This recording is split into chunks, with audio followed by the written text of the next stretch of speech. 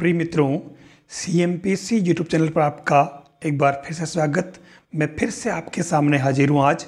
और आज का जो पार्ट है, थोड़ा सा मैं कुछ अलग बात कहना चाह रहा हूँ।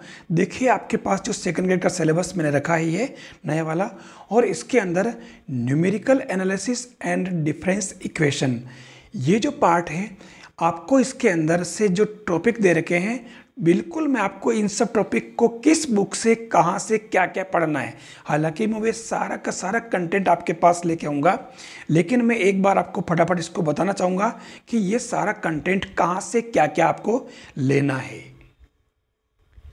ये आपकी संख्यात्मक विश्लेषण यानी कि न्यूमेरिकल एनालिसिस वाली बुक है, और इस बुक्स के अंदर अपन चलते हैं। हमारे पास जो कंटेंट आ रहे हैं, the calculus of finite differences यानी कि परिमित अंतरफलन, आपको इस पेज को जरूर पढ़ना है, क्योंकि इसके अंदर इनपुट एल्गोरिथम और आउटपुट दे रखा है, और थोड़ा सा इसका बेसिक प्रोसेस दे रखा है जो यहाँ से आपको लेना होगा। फिर इसके अंदर यहाँ पर जो कुछ ऑपरेटर्स दे रखे हैं, जिसके अंदर आपको मेन ये ऑपरेटर जो ले रखे हैं सारे, आइडेंटिटी है, शिफ्ट है, फॉरवर्ड है, बैकवर्ड है, ये सारे फर्स्ट और सेकंड, तो ये आपको यहाँ से स्टडी करने हैं ठीक से। ये टॉपिक आपका इसके अंदर काम का है। इसके अलावा आपको ई का जो प्रतिलोम संकारक है, इनवर्स ऑपरेटर ऑफ ई, इसको भी आपको स्टडी करना है। फिर आता है अग्रांतर संकारक यानी कि द फॉरवर्ड ऑपरेटर, आपको इसको थोड़ा सा देख लेना है। मेन ये टॉपिक पढ़ना इसके अंदर आएगा, जिसके अंदर प्रथम अग्रांतर और द्वितीय अग्रांतर ये दोनों आपको लेना होगा। ये आपका द बैकवर्ड ऑपरेटर, आपको इसको यहाँ से लेना है। और फिर इसके अंदर जो है ना, आपकी प्रॉपर्टीज ऑफ द ऑपरेटर्स यानी कि फॉरवर्ड, बैकवर्ड और शिफ्ट ऑपरेटर, इनके जो कुछ प्रॉपर्टीज है, प्रॉपर्टी फर्स्ट, ऐसे ही property second, third, property 4, fifth, और इसके अंदर 6, और ये जो 6 तक हो गई।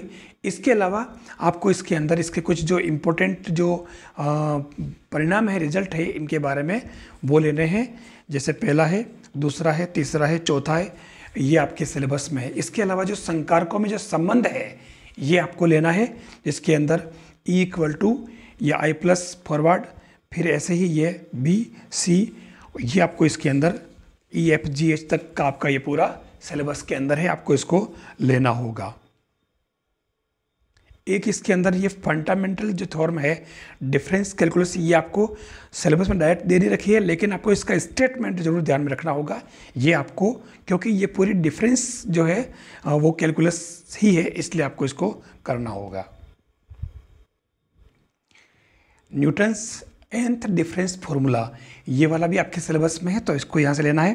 फिर इसके अंदर न्यूटन ग्रिगोरी फॉर्मूला है, आपको इसको इसके यहाँ से स्टडी कर लेना है। बस खाली ये इतना सही है, इसमें ज़्यादा नहीं है ये। फिर ये फैक्टोरियल फंक्शंस, आपके उसमें सिलेबस में फैक्टोरियल नोटेशंस लिखा है, यानी कि क्रम गुणित फलन, तो ये टॉपिक यहाँ से अपन करते हैं, आप कर लेना इनको। एक जो ये आपके दिए बहुपद को क्रम गुणित फलन में प्रदर्शित करने की जो विधियां है, ये आपके बहुत इंपॉर्टेंट है, आपको इसको यहाँ से करना है। और इसके अंदर एग्जाम्पल भी दे रखे हैं, जो मैं आपको लेक्चर के अंदर आगे लेकर के बता दूंगा। इसमें अलग अलग मेथड दे रखे हैं, ये विलग्न गुणक विधि या संश्लिष्ट भाग यानी कि मेथड ऑफ डिटेच्ड कोफिशिएंट और सिंथेटिक डिवीजन, ये थोड़ा लंबा भी हो सकता है, मैंने इसको और इजी कर दिया है आपके लिए, तो मैं उस लेक्चर के अंदर आपको दे दूंगा। ये सारे एग्जाम्पल्स आपको करने हैं।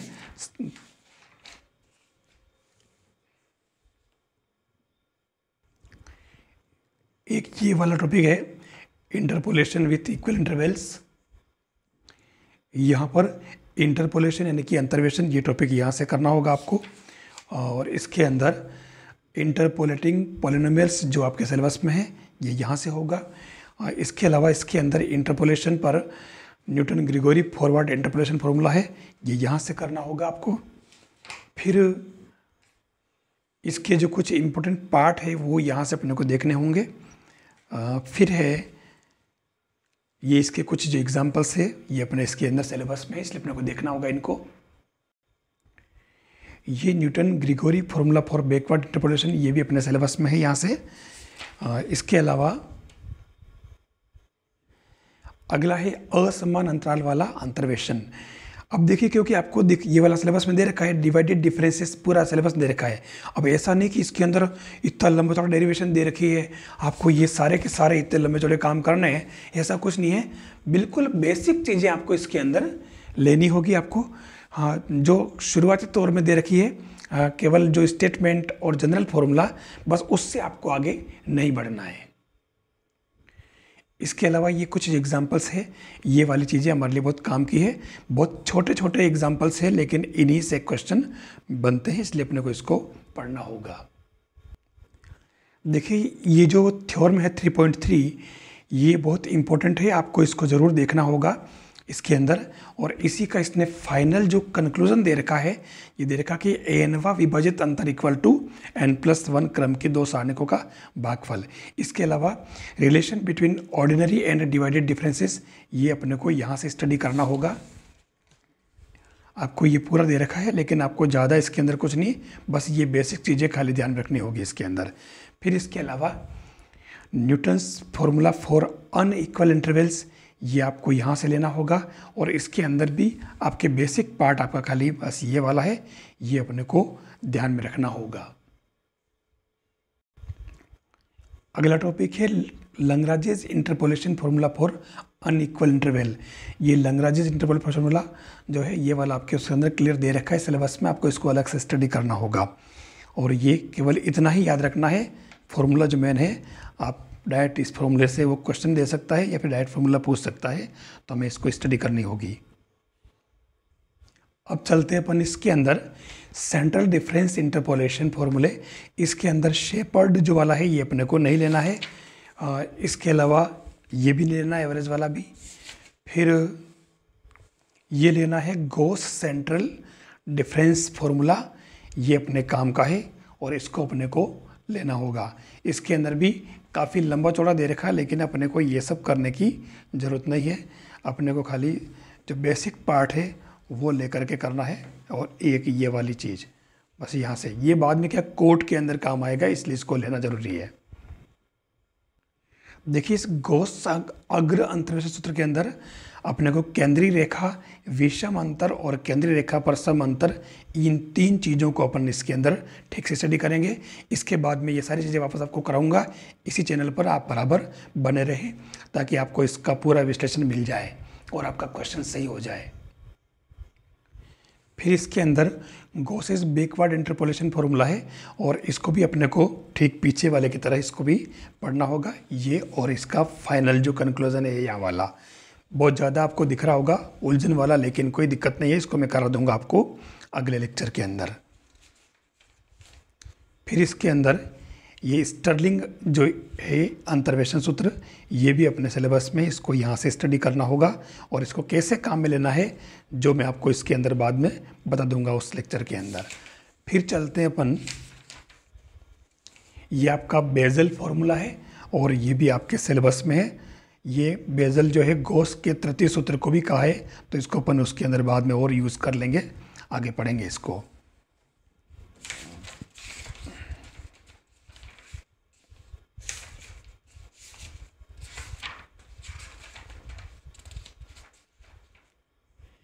न्यूमेरिकल डिफरेंशिएशन वाला जो है पार्ट है, ये पूरा का पूरा सिलेबस में है। और इसके अंदर कैसे कहाँ से क्वेश्चन बनेंगे, ये आपके इतना बड़ा चैप्टर है, तो अपने को कहाँ से पढ़ना है मैं आपको बता दूंगा आने वाले लेक्चर के अंदर। तो इससे अपन आगे बढ़े अपन। अब इसके बाद आता है न्यूमेरिकल इंटीग्रेशन। ये आपका सबसे इम्पोर्टेंट पार्ट है, ये देख लीजिए। और इसके अंदर जो खास पार्ट है, आपकी स्क्रीन पर इसको ठीक से देख लें, इसको मैं बहुत अच्छे तरीके से बाद में करा दूंगा। और बिल्कुल इजी क्वेश्चन बनते हैं और पूछे गए हैं, तो आप इसको ठीक से देख लें। अपन यहाँ से पढ़ेंगे इसको। ये वाला पूरा टॉपिक जो है आपका इसके अंदर सिलेबस में है, हम इसको पूरा करेंगे।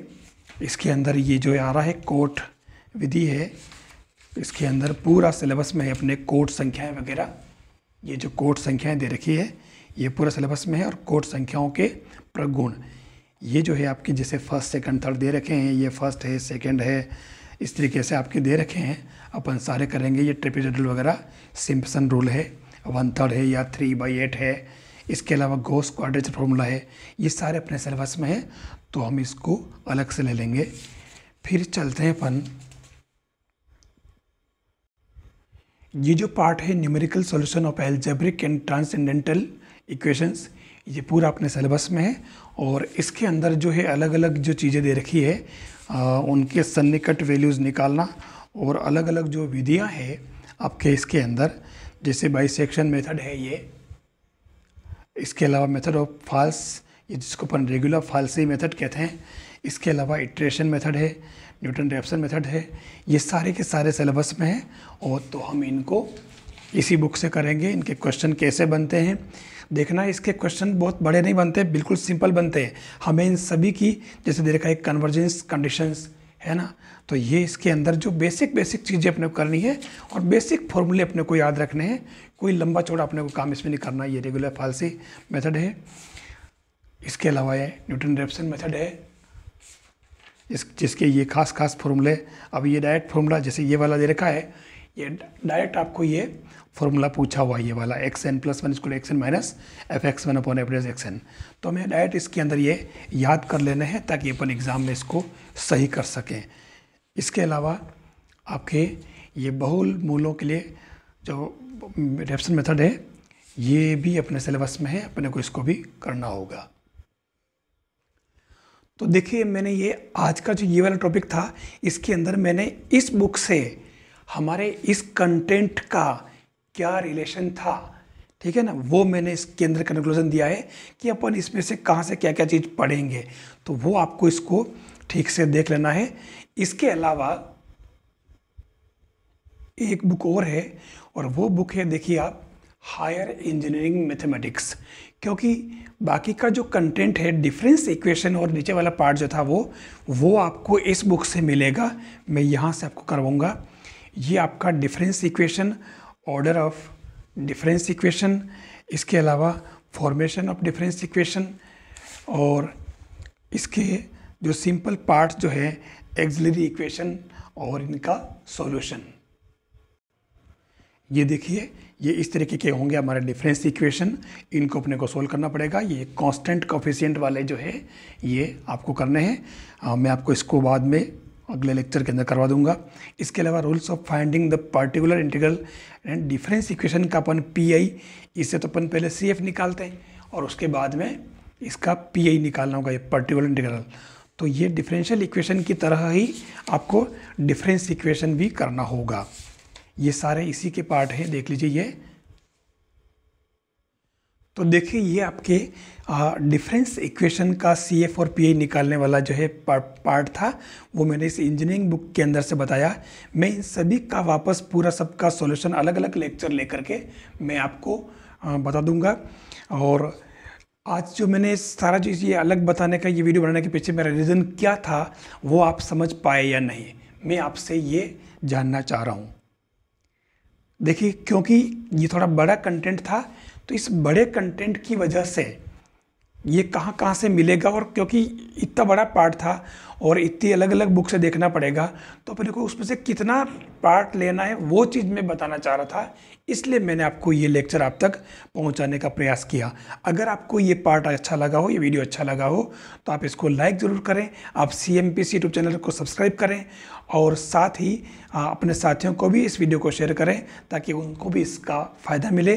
साथ ही जो टेलीग्राम चैनल है CMPC, आप उसको भी ज्वाइन करें ताकि अभी जो एग्ज़ाम जो आने वाले हैं, सेकंड ग्रेड और फर्स्ट ग्रेड के, इन दोनों एग्ज़ाम्स के बारे में मैं आपको लगातार नई अपडेट्स देना चाहूँगा। कब कब क्या चीज़ मैं आप तक प्रोवाइड करने वाला हूँ, क्या क्या पहुँचाने वाला हूँ, वो भी मैं आपको उस पर बताऊँगा, ताकि हम सभी लगातार अपनी बात को शेयर कर सकें और हम समझ सकें कि हमें आने वाला कंटेंट क्या मिलने वाला है। नेक्स्ट कंटेंट मिले आपको, तब तक के लिए थैंक्स।